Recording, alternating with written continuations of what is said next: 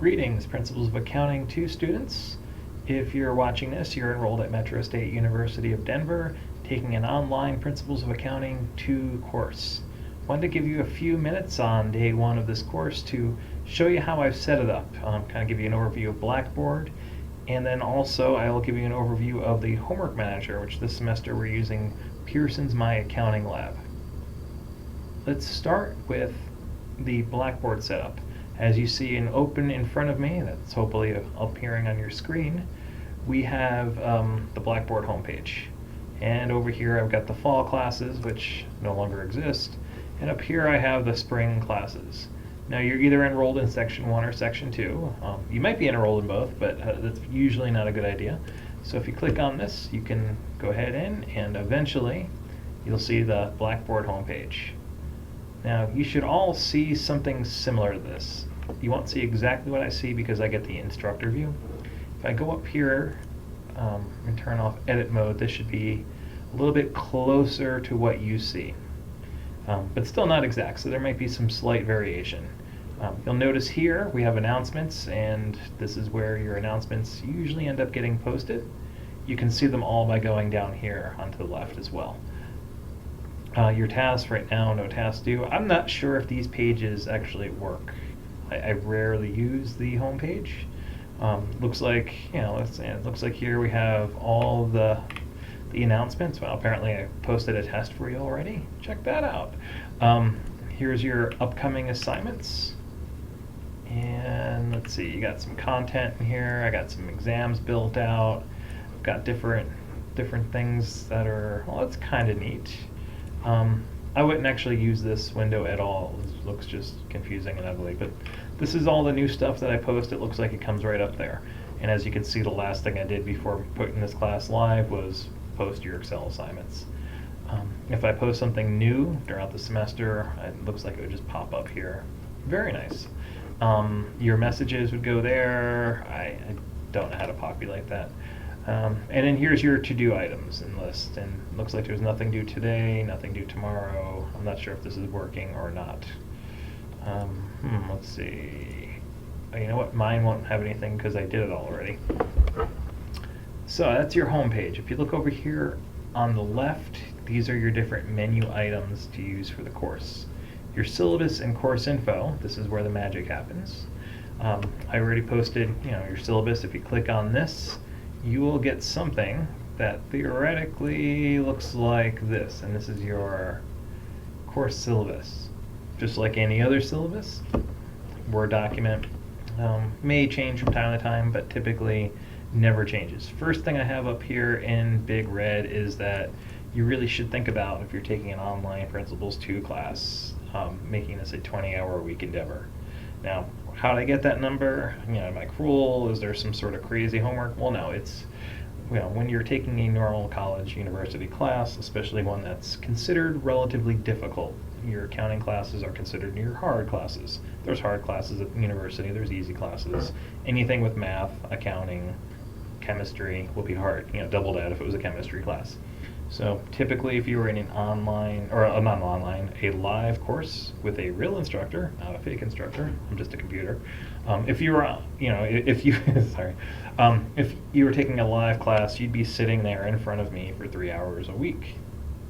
Now instead of that, you have to go do all this reading to just match up what you would learn by sitting in a live instructor class.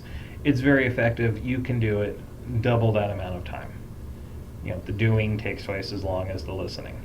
So that right there is 6 hours. They also say in a live class you should be spending 2 hours a week per hour of lecture.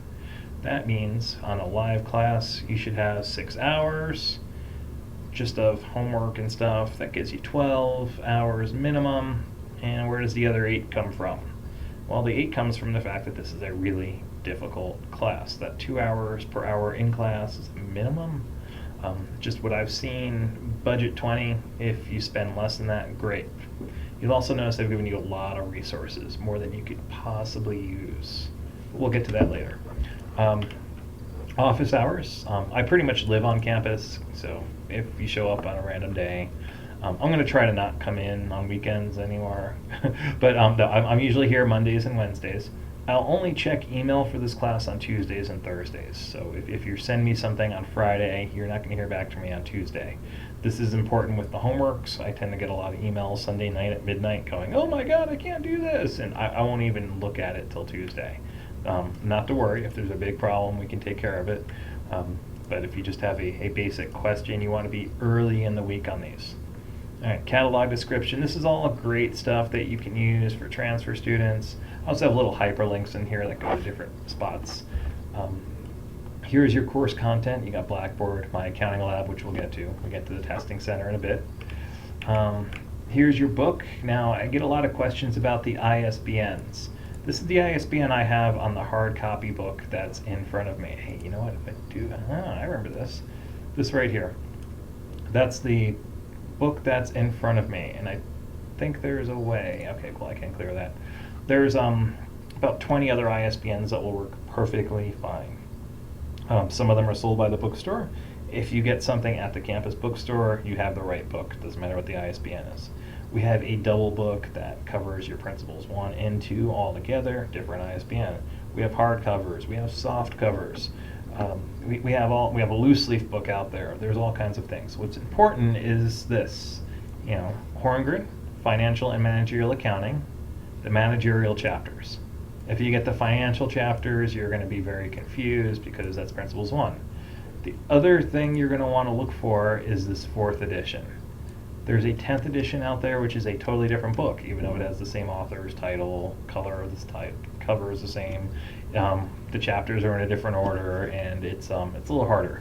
So, I mean, you would survive if you learned everything in the 10th edition, but it would be a little bit harder class, and I mean, come back and teach it if you want. All right. So buyer beware. I did post on Blackboard. Over here, we have other ISBNs that I know of that will work for your class. This is over again in Syllabus and Course Info.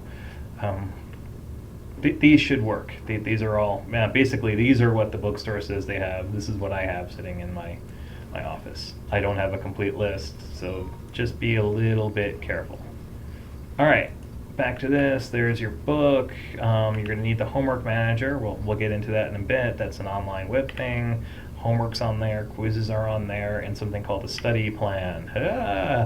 You're always welcome to buy an abacus. This talks about email. Yes, email me. I'd rather hear from you guys often and early than meet you in a semester or two when you're trying to take the class for a 5th time.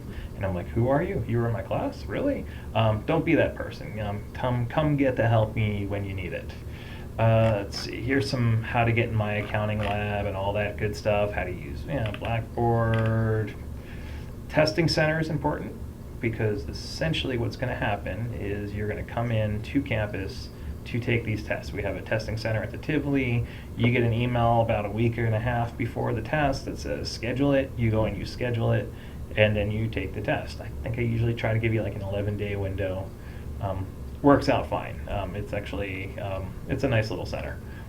Your evaluation, we got 850 points. Here's what we're grading you on. You got 3 tests plus a final. The final is cumulative. That's very important to know. Everything in the class will be on that final. You're going to have 10 homeworks, 10 quizzes. Actually, there's like 12 or 13 homeworks and quizzes, but I'm only counting your best 10. That doesn't mean take the first 4 weeks of school off, although people do that. Usually ends that badly though. And then something called a study plan, which we'll get into in a bit, also on Pearson. Also have these Excel assignments. Very easy. These should be an automatic 50 points. There's your grading scale, very straightforward. Be careful if you're a business student, and I believe all of you are business students, you need a C, not a C minus. Why not a C minus? You know what, that's a good question. I think C minuses should count. Unfortunately, the dean and administration disagree with me on this. So you do need a 74% in this class. Should be doable. I give lots of extra credit. We can get you there if you try. If you show up at week 8 or 9, you're probably not going to get there. We do have a lot of people that fail an online course.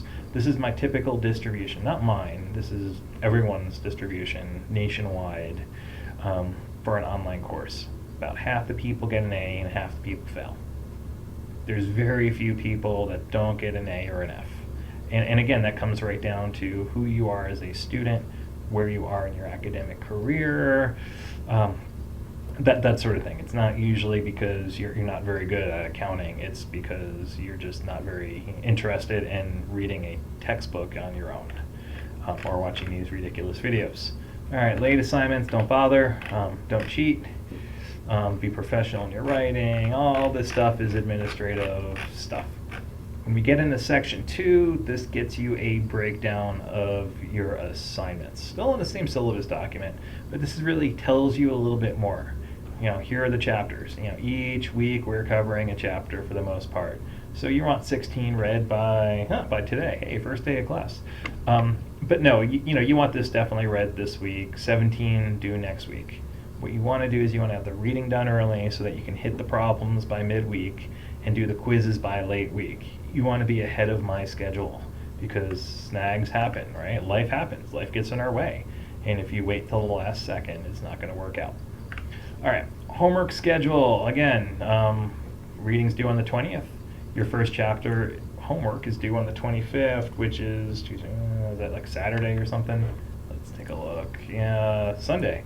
Cool. Hey, I even give you a weekend. And there's no football this weekend, so you got that going on.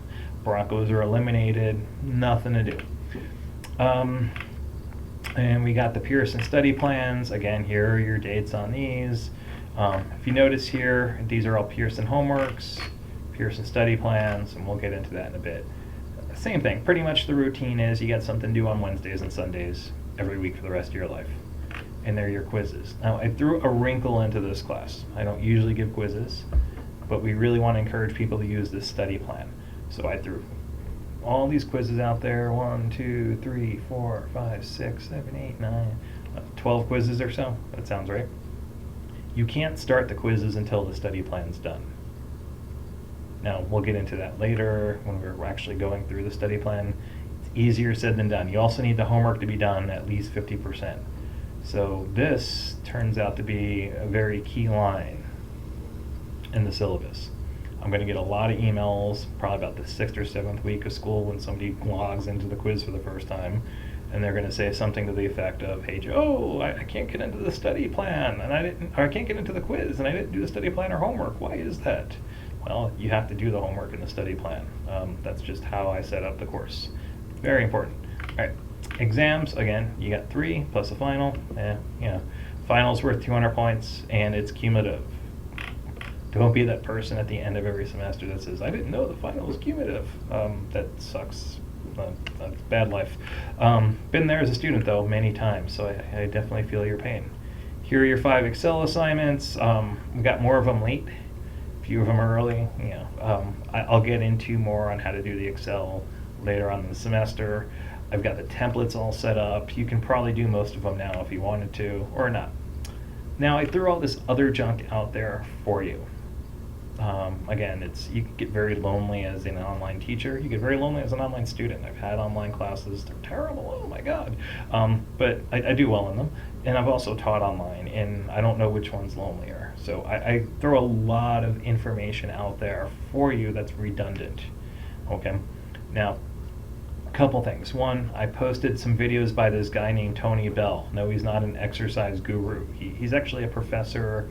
I cannot remember where he's from. Oh, there he is, Thompson River University in British Columbia, of all places.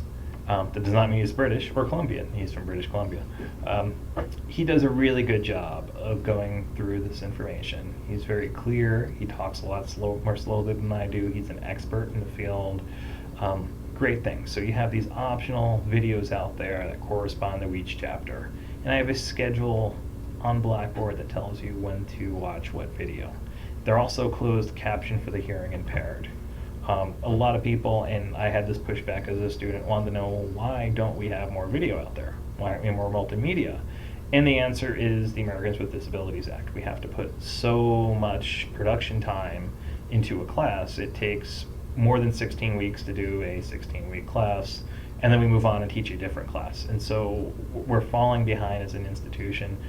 I'm actually going to work on this so that the department, no matter who teaches this, has content that they can use from semester to semester, but it's a problem Metro has. We don't have the capital that your larger universities have to put out accessible content to everyone. And the way the law reads is, if it's not accessible, you can't use it. So that's why you have a lot of low technology online courses. We're working on it, we really are. Other things I put out there, probably more than you need to know, but those are good videos. Textbook slides are awesome. That's publisher makes them. They're narrated. They're wonderful. They're out there for you. You can do those. We have Giordano's Slides of Horror. I created my own slides over break, and I did it over about a 3-week period. Went through the entire book, developed my own slides, and I got to say they start getting a little bit weird towards the end of the book because I was just crunching so hard, 10-15-hour days trying to get these out. But they're pretty good. I like to call them Giordano's Slides of Horror. I'll be updating those as the semester goes on, I'm sure. But they're out there day one for you for the entire class. So you could theoretically finish the entire class today if you wanted to. I'll eventually, as the semester goes on and I start getting questions from you guys, like how to do problem X, how to do this problem, how to do that problem, I'll put some sample problems out there so that you guys have something to go on. And then I have some other stuff out there. I also have on my desktop computer right now that I'm going to post later on today, Professor Andrew Holt's slides. Great professor. He teaches some live sections here at Metro. He also writes the tests.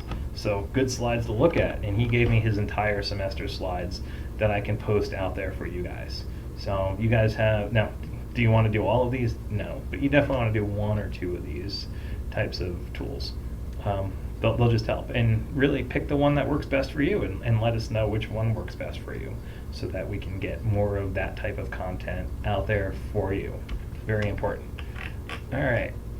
Last section here is a calendar. Ooh, nice calendar. And really this is just telling you the deadlines, when things are due. You know, you got readings due, you got your study plans due, you got your homeworks due. What I do with this calendar is I print it out and I post it against my wall.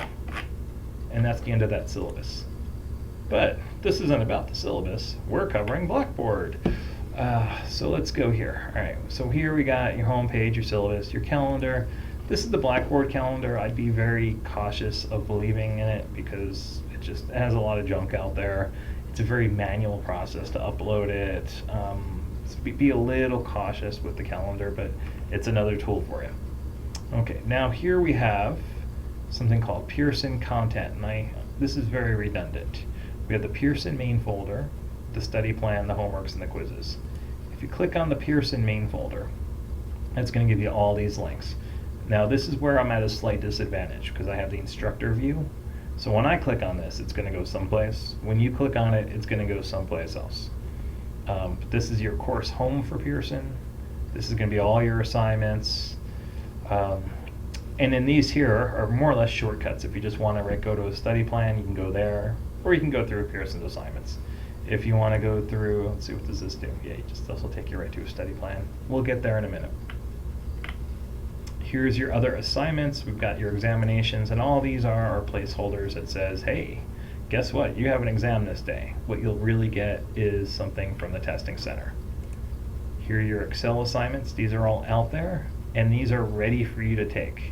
You can take your Excel assignments now if you want. You probably want to wait till we get to the chapter, but they're there. They're interesting.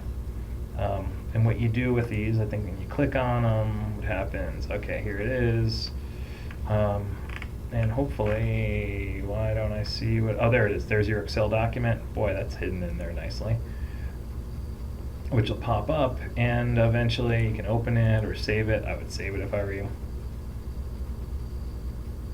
And then you wait, especially if you have a slow computer like I do. It's just working a lot of processes in the background. Yeah, there's your problem. Now, how I set this up is anything in yellow, you want data entry. Anything in green is going to be a formula. Here are the formulas you're going to need. This will make more sense when you're in chapter 16. And you actually have 3 problems. One for 16, one for 17, one for 18. Chapters 17 and 18 are extraordinarily hard, by the way, just to give you a heads up.